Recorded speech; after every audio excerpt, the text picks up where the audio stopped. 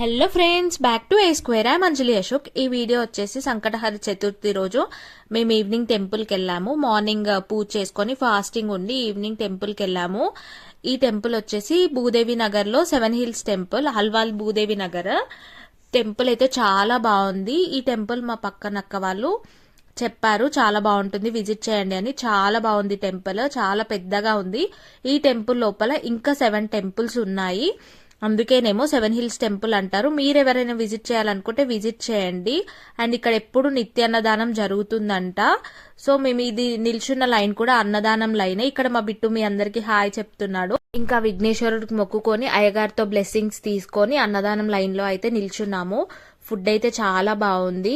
ఎక్కడైనా టెంపుల్స్ లో ప్రసాదమైన అన్నదానమైన ఆ టేస్ట్ మన ఇంట్లో రాదు, ఎంత చేసుకున్నా కూడా.